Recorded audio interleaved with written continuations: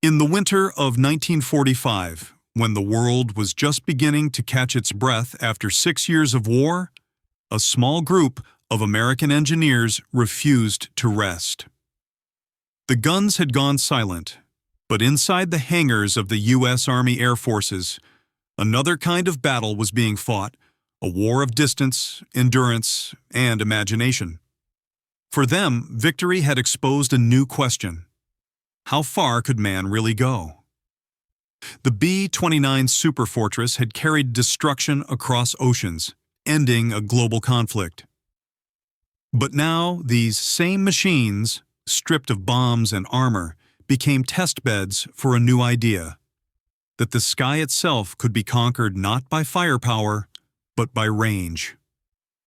The dream took shape on the island of Guam, where heat shimmered off the runways and mechanics still bore the tan lines of combat service. Parked among rows of war-weary bombers was a sleek, modified aircraft with her name painted proudly across her polished nose, Pacusan Dreamboat. She wasn't built for war anymore. She was built to prove something no one else had dared to: that an airplane could cross the world without refueling once. At the heart of the project stood Lieutenant Colonel Clarence S. Irvine, a quiet, methodical officer who had flown over 1,000 combat hours and understood what endurance really meant. Around him was a hand-picked team of engineers and aircrew who shared one trait: an intolerance for the word impossible. The U.S. Army Air Forces saw potential far beyond the mission itself. This wasn't just a stunt, it was a test of what strategic aviation could become in a new atomic age. If a bomber could fly from one side of the planet to the other without refueling, it would change the rules of warfare, politics, and power projection forever. But there was a problem. The B-29 was a marvel of its time, yet it was never meant to travel such extreme distances. Its Wright R3350 engines were temperamental, prone to overheating, and the airframe's fuel capacity, even at its maximum, couldn't cover the 10,000-mile dream Irvine's team envisioned. To even attempt it, the bomber would have to be stripped down to the bone, rebuilt and tuned like a race car preparing for an impossible rally. Still, they pressed on. The air crews nicknamed it Operation Sleep Killer, knowing that 30-plus hours in the cockpit with minimal autopilot and no margin for error would test every human limit. Engineers began calculating weight savings in ounces, shaving off armor, turret mechanisms, even paint. Anything that didn't help her fly farther was left behind. And so, in the stillness of the Pacific dusk, the legend began. The Pacusan Dreamboat gleamed in the setting sun, her silver fuselage reflecting both triumph and uncertainty. For the first time, the engineers of war were chasing not destruction, but endurance, chasing a dream that stretched 11,000 miles ahead. She had the silhouette of a standard B-29, but anyone who stepped close could tell she was something different. The Pacusan Dreamboat wasn't just another superfortress left over from the war. She was a machine reborn through obsessive engineering. Every rivet, every bolt, and every inch of her aluminum skin carried the fingerprints of men determined to make her do the impossible. The bomber started life as B-29 B-60BA, serial number 44-61748. Rolled out of the Bell Aircraft plant in Marietta, Georgia. Unlike her wartime sisters, she carried no gun turrets, no armor plating, and no bomb load. What replaced them was a vision, a design stripped to pure function. The guns were gone, the radar system was removed, and even the paint was polished away to save weight and reduce drag. By the time the engineers were done, Pacusan Dreamboat weighed over 7,000 pounds, less than a combat-ready B-29. Her commander, Lieutenant Colonel Clarence S. Irvine, had an engineer's precision and a test pilot's nerves. He wasn't content with simply flying an aircraft. He wanted to perfect it. Alongside him was Lieutenant Colonel G.R. Stanley, navigator and weather analyst, who plotted courses using the latest high-altitude meteorological data. The rest of the crew, mechanics, flight engineers, and radio operators, were veterans of the Pacific Campaign. They knew the quirks of the B-29 better than anyone alive. The aircraft's four Wright-R 3350 duplex Cyclone engines were tuned beyond standard limits. Each engine was overhauled, fuel injectors recalibrated, and oil systems rebalanced to handle sustained operation at lean mixtures. A delicate gamble between efficiency and engine failure. Irvine insisted on hand-selecting each propeller assembly himself, noting the micro-imperfections that could cost them precious range. Fuel was everything. The Dreamboat carried over 11,000 gallons, distributed across modified internal tanks. Some auxiliary tanks were installed in what had once been the bomb bay, welded and pressure-tested until every seam held. Every gallon mattered, each one represented another 20 miles, another heartbeat of hope across the vast Pacific. The Air Force approved the project as an official test under the Air Materiel Command. To outsiders, it looked like a public relations flight, a demonstration of American post-war prowess. But to those in the hangar, it was more than that. It was a glimpse into the future. Intercontinental bombers, global reach, and aircraft that could cross oceans without landing.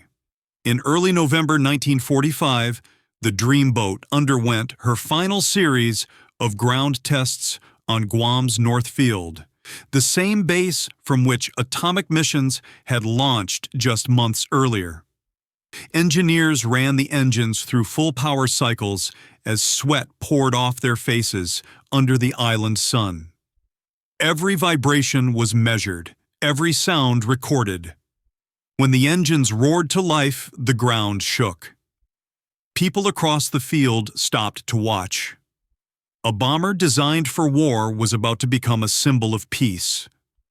Proof of what ingenuity could achieve when men stopped thinking about killing and started thinking about how far they could go. By the time Irvine climbed into the cockpit for the first full systems test, the Dreamboat gleamed like polished steel. He turned to his co-pilot, grinned, and said quietly, "She doesn't want to be just another plane. She wants to be the one they remember," and that, in a way, was true. The Pacusan Dreamboat wasn't just a B-29 anymore. She was the distilled spirit of American aviation. Stripped of weapons, loaded with hope, and pointed toward a horizon no one had ever reached. What made the Pacusan Dreamboat more than just another stripped-down B-29 wasn't luck. It was obsession. Behind the flight stood a team of engineers and flight specialists who refused to accept that the airplane's design had already reached its limits. For them, every pound mattered, every rivet counted, and every ounce of fuel efficiency was a victory. Lieutenant Colonel Clarence Irvine's team began with a single, audacious target: 11,000 miles on one load of fuel. The B-29's original design range was about 3,500 miles in combat trim, a fraction of what they needed. The only way forward was to break every conventional rule of aircraft preparation. They started with weight. Everything unnecessary went out. The .50 caliber guns and ammunition, gone. The armor plating under the cockpit, cut out. Even the insulation and heavy floor panels were removed to shed a few hundred pounds. The bomb bay doors were sealed shut and reinforced to hold massive auxiliary fuel tanks. Where once 10,000 pounds of bombs had hung, now gleamed shiny aluminum tanks, welded in place and hand-checked for leaks. The propellers were repitched for long-range cruising, allowing the engines to operate at lower RPM with higher efficiency. Engineers recalibrated the carburetors to run on a leaner fuel mixture, dangerously close to the limit where the engines could overheat or misfire. But every drop of gasoline saved was another few miles gained. They even experimented with engine cowling modifications, reshaping the air intakes and reducing drag by polishing the surfaces to a near-mirror finish. The Dreamboat's skin shone like liquid silver, reflecting sunlight in sharp flashes. Technicians joked that she looked like she was already halfway home. Inside, the changes were equally radical. Gone were the heavy turret control panels and the bulky navigation aids designed for combat formations. Instead, Stanley's team installed experimental long-range radio and celestial navigation instruments using data from the brand-new Air Weather Service. Every course correction would rely not on landmarks, but on stars, sun angles, and barometric readings. The sky itself would be their map. But even with all these improvements, the math still didn't work. On paper, the Dreamboat could fly nearly 8,000 miles.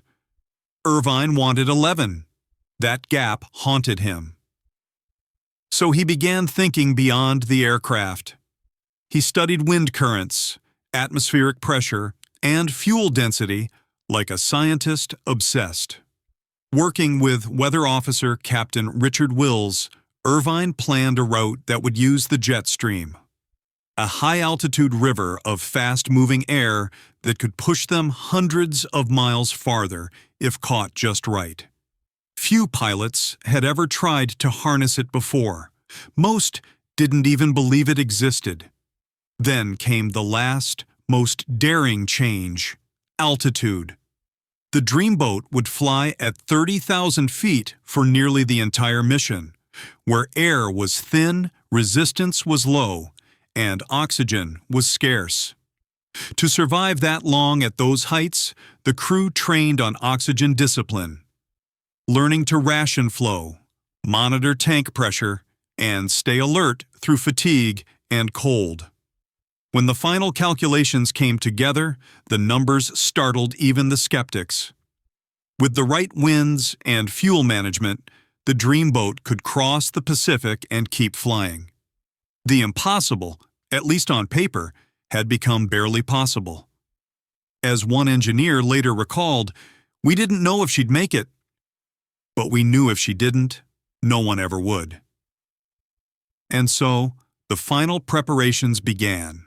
The flight path was drawn, the fuel loaded, and every man aboard knew what failure meant. Not death, perhaps, but the end of an idea. They had rebuilt a weapon of war into a machine of endurance. Now, all that was left was to prove it could fly farther than any bomber had ever flown before. Dawn came slowly over Guam on November 19th, 1945. The tropical air was heavy with salt and heat, and a line of mechanics stood along the runway, squinting toward the rising sun as the Pacusan Dreamboat sat at the end of the strip, her engines idling in a deep metallic growl. For weeks she had been a rumor, a curiosity, the polished, gunless B-29 that everyone whispered about. But that morning, she was something else entirely, a symbol of what came after war. Lieutenant Colonel Clarence S. Irvine sat in the left seat, his gloved hands resting on the throttles. Around him, the cockpit hummed with quiet tension. Beside him, co-pilot Lieutenant Colonel G.R. Stanley read out final instrument checks. Fuel transfer active, oxygen flow steady, trim set. Behind them, the flight engineer leaned into the panel, confirming the most important figure of all: 11,000 gallons of fuel, distributed perfectly across the tanks. They had one chance to make history. Takeoff would be the hardest part. Fully loaded, the Dreamboat weighed close to 140,000 pounds, nearly at the limit of what the airframe could handle. The runway at Northfield was long, but not endless. If they couldn't lift off by the final markers, they'd have to abort. And with that much fuel, even stopping would be dangerous. Irvine knew that every knot of airspeed, every second of acceleration mattered. The signal came from the control tower. Dreamboat cleared for takeoff.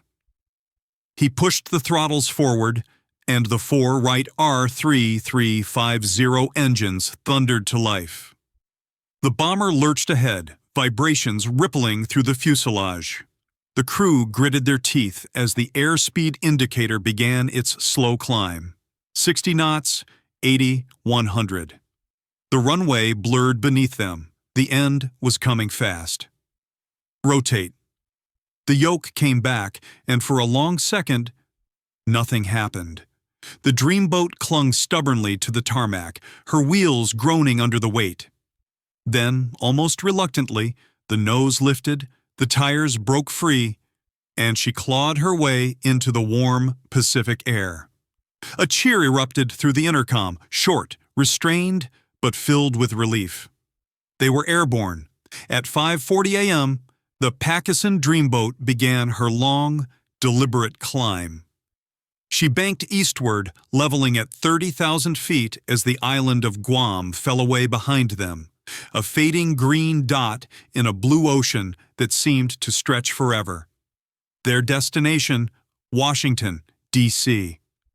Their estimated time en route, 35 hours. Inside the cabin, the temperature plummeted. Frost gathered along the window edges. The roar of the engines softened to a steady vibration. Hypnotic, almost mechanical. The men settled into their shifts, taking sips of coffee from tin mugs, checking instruments, logging readings every 10 minutes. For the next day and a half, this would be their world. Fuel gauges, compass headings, and the endless hum of flight. Through the interphone, Stanley's voice broke the quiet. Wind drift minimal. We're picking up a strong tail current. Looks like the jet stream's with us. Irvine smiled behind his oxygen mask. That invisible river of air, once dismissed as myth, was now carrying them east at over 300 miles per hour. As the sun rose higher, Guam disappeared behind a curtain of cloud. Ahead lay thousands of miles of open ocean. No landmarks, no rescue, no turning back. Below them, the Pacific shimmered like liquid glass. For a moment, the crew fell silent. Each man stared out at the horizon, realizing what they were part of. This wasn't just a flight. It was a statement that after years of war, human innovation could reach beyond destruction towards something limitless. And so, as the Dreamboat leveled off into the blinding morning light, Clarence Irvine adjusted the throttles one last time and said quietly into the intercom, "Set course for Washington. Let's see how far we can go." Hours blurred into hours, and the Pacific stretched endlessly beneath them, a boundless sheet of blue that refused to change. The Pacusan Dreamboat cruised at 30,000 feet, tracing an invisible arc across the planet. And every heartbeat inside the aluminum shell carried a quiet rhythm of tension and trust. The crew's world had shrunk to a dimly lit cabin where oxygen hissed, dials glowed faintly green, and the air smelled of oil and metal. It was a mechanical heartbeat, steady, relentless, and hypnotic. After 6 hours, the sound of the engines stopped being noise. It became silence with rhythm. Lieutenant Colonel Irvine sat in the left seat, eyes fixed on the fuel flow meters. The numbers were good, better than good. The lean mixture settings were holding steady, each engine sipping fuel like a miser.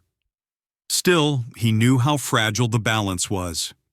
The R-3350s were notorious for running hot, and a single cylinder failure could mean an uncontrolled fire, something no one wanted to face, especially halfway between continents. Behind him, the flight engineer adjusted trim tabs and took readings, his handwriting shaky from fatigue. The crew rotated shifts in silence, speaking only when needed. Over the intercom, Navigator Stanley announced course updates in clipped, precise sentences. Every few hours, he shot celestial fixes through the small astrodome, charting their path by the stars. In the thin air above the jet stream, they rode winds at nearly 340 miles per hour, faster than any bomber had ever flown such a distance before. But the Pacific was not kind. By mid-flight, thin cirrus clouds thickened into a dark curtain, and turbulence began to rattle the fuselage. The bomber shuddered as crosswinds buffeted its tail. Coffee sloshed in mugs, pencils rolled off clipboards, and one of the auxiliary tanks groaned under pressure. The altimeter jumped erratically. "Keep her steady," Irvine said calmly, his voice thin through the mask. "We lose altitude. We lose range." For 30 minutes they fought the air currents, the crew moving with mechanical precision, adjusting trim, stabilizing fuel flow, rebalancing tanks. The bomber wavered, then steadied, gliding once more into calm. No one spoke. Only the low drone of the engines and the endless rush of air filled the void. Then came the fatigue. At hour 14, the first signs appeared. Slow reaction times, wandering thoughts. They had oxygen, but their bodies craved movement. Some men chewed coffee grounds to stay awake. Others hummed softly, tapping fingers against the metal frame to keep their minds alert. The world outside seemed unreal, a gradient of silver and white clouds, the horizon bending slightly with the curve of the earth. Below, the ocean rolled in slow motion, featureless and infinite. Stanley marked another log entry. Position estimated 1,700 miles northeast of Guam. They were over nothing, no ships, no land, no sound but their own endurance. Through the intercom, a small voice cut the stillness. "Feels like we're flying forever," one of the crew muttered. Irvine didn't answer. He just glanced at the clock. They'd been in the air nearly 18 hours. Ahead still lay thousands of miles, and Washington was little more than a number on a map. As night fell again, the sky turned violet, then black. Stars flooded the canopy, sharp and cold. The moonlight washed the bomber's skin in silver, making it seem almost alive. In that stillness, Stanley whispered what everyone was thinking. "If we make it through this, people will remember her." And Irvine, his eyes never leaving the instruments, replied quietly, "Then let's make sure she earns it." The Dreamboat pressed on, engines humming like a heartbeat against the dark. An endurance test not just of machines, but of men chasing the edge of possibility. By the time dawn broke again, the men aboard the Pacusan Dreamboat had been in the air for more than 30 hours. The Pacific was far behind them now, replaced by a quilt of clouds and faint glimpses of the North American coast below. The rising sun painted the bomber's polished fuselage gold, glinting off every curve like a crown. Inside the cockpit, exhaustion and disbelief mixed into a single, quiet emotion: awe. They had crossed half the planet without landing. At 7 a.m. local time, the radio operator caught the first signal from the mainland. A faint, crackling voice from the U.S. Army Air Force's control station in California. The operator repeated it, and for a moment, the crew simply listened. The sound of a continent. Proof that they were almost home. Navigator Lieutenant Colonel Stanley leaned over his charts, double-checking coordinates. "We're on course for Washington, D.C. Estimated arrival, 4 hours." His voice was steady, but his eyes were hollow. Everyone aboard felt the same way, drained, weightless, living somewhere between fatigue and adrenaline. The air grew rough again as they passed over the Rocky Mountains, climbing to 33,000 feet to clear turbulence. The engines groaned, but held steady. Each propeller had been spinning continuously for over a day, and yet the Wright R-3350s purred like they were built for eternity. Irvine adjusted the mixture one last time, squeezing every last drop of efficiency from the engines. As they approached the East Coast, word spread across military bases. A modified B-29 from Guam was nearing Washington after flying more than 7,900 miles nonstop. Ground crews and reporters gathered at Bowling Field, where the runway shimmered in the crisp November air. They had been tracking the Dreamboat's progress by radio relay for hours. Now cameras were ready, and the nation waited. Irvine and his crew began their descent. The altimeter unwound slowly as the bomber slipped through layers of cloud, the city skyline faint in the distance. At 2:20 p.m. Eastern Time, the Pacusan Dreamboat broke through the haze and leveled off for approach. The Potomac River gleamed below, and the Washington Monument rose like a pale needle ahead.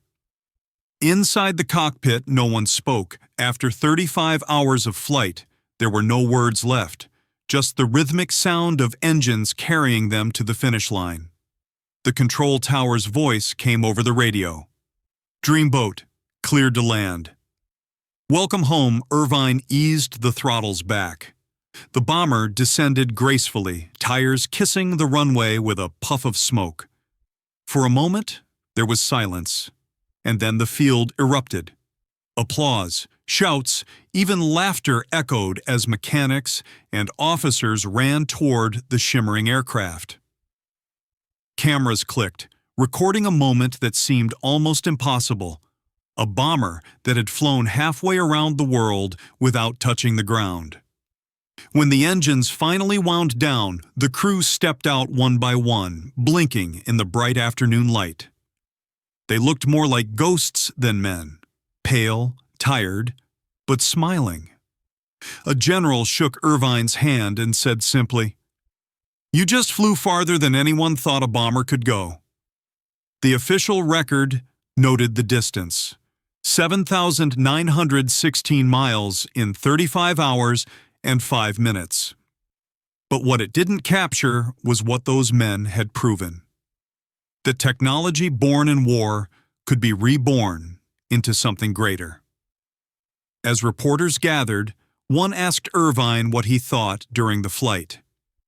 He smiled faintly and replied, "We weren't thinking about breaking records. We were thinking about what comes next, and what came next would change aviation forever."